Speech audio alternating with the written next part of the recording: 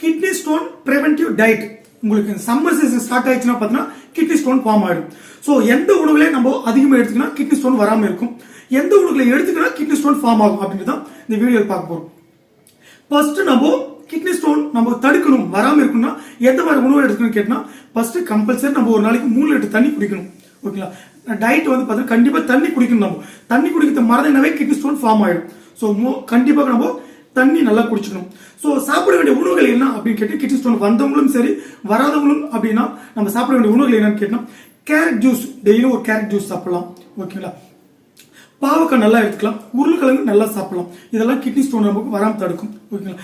Lemon juice நம்ம எடுத்துக்கிறதுனாலும் kidney stone வராமல் இருக்கும். இல்லை பைனாப்பிள் ஜூஸ், உங்களுக்கு கிட்னி ஸ்டோன் பெயின் இருந்தாலும் நீங்கள் பைனாப்பிள் ஜூஸ் ஒன்று குடிச்சிங்கன்னா உடனே பெயின் குறைஞ்சிரும். இந்த லெமன் ஜூஸோ இல்லை பைனாப்பிள் ஜூஸ் குடிச்சிங்கன்னா கிட்னி ஸ்டோன் இருக்கு உங்களுக்கு பெயின் நல்லா ரிலீஃப் ஆயிடும் உங்களுக்கு. ஓகேங்களா? அதனால எடுத்துக்கலாம். ஆப்பிள் ஜூஸ் சாப்பிடலாம், ஆப்பிள் சாப்பிடலாம். இளநீர் எடுத்துக்கலாம், நமக்கு சம்மருக்கு நல்லா இளநீர் குடிக்கலாம். ஓகேங்களா?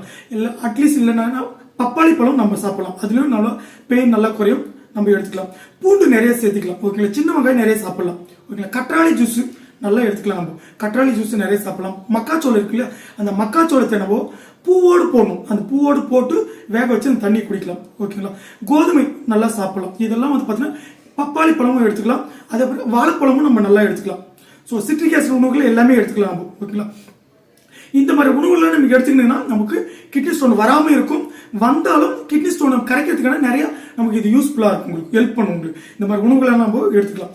ஸோ கிட்னி ஸ்டோன் நமக்கு வரதுக்கான உணவுகள் எதெல்லாம் தவிர்க்கணும் அப்படின்னு கேட்டால், கண்டிப்பாக நம்ம ஹை ஆக்சாலிக் உணவுகளை நம்ம கண்டிப்பாக அவாய்ட் பண்ணிடணும். ஓகேங்களா? தக்காளி விதை இருந்தால் அந்த விதையை எடுத்துட்டு நம்ம சமைக்கணும். தக்காளி கொஞ்சம் குறைச்சிடணும். ஓகேங்களா? வெண்டைக்காய் சாப்பிட்றத கொஞ்சம் குறைச்சிடணும்.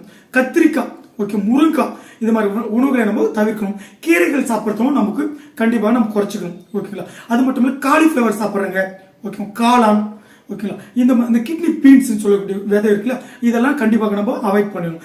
மைதா சுத்தமாக சேர்த்துக்கவே கூடாது. நம்ம கிட்னி ஸ்டோன் நீங்கள் மைதா எடுத்தீங்கன்னா கிட்னி ஸ்டோன் வரதுக்கு வாய்ப்புகள் அதிகமாக இருக்கு. Chicken, mutton, fish, egg, okay, protein உணவை நீங்க கண்டிப்பாக கிட்னி ஸ்டோன் நீங்க எடுத்தீங்கன்னா, நான்வெஜ் எடுத்தீங்கன்னா அடுத்த நாள் பெயின் உங்களுக்கு தெரியும். ஸோ நம்ம சிக்கன், மட்டன், மீன், ஃபிஷ், எக்கெல்லாம் கொஞ்சம் அவாய்ட் பண்ணணும். சம்மர் சீசனில் இதெல்லாம் கொஞ்சம் அவாய்ட் பண்ணணும். ஓகேங்களா? ஸோ மைதா சாப்பிட்றத கண்டிப்பாக அவாய்ட் பண்ணணும். டீ காபி குடிக்கிற மாதிரி இருந்தால் கண்டிப்பாக டீ காபி குடிக்கக்கூடாது. ஸோ டீ காபி நீங்கள் எடுத்துக்கினாலும் உங்களுக்கு கிட்னி ஸ்டோன் வரதுக்கான வாய்ப்புகள் அதிகமாக இருக்கு. சம்மர் சீசனில் நம்ம இந்த மாதிரி உணவுகளெல்லாம் நம்ம அவாய்ட் பண்ணணும்.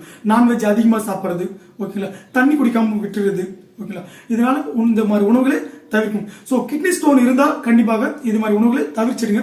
கிட்னி ஸ்டோன் வந்து பார்த்தீங்கன்னா 10 mm இருந்தாலும் ஹோமியோபதியில் மெடிசன் இருக்கு, கம்ப்ளீட்டாக அது சைட் எஃபெக்ட் இல்லாமல் நம்ம கரைச்சிக்கலாம். கிட்னி ஸ்டோன் எவ்வளோ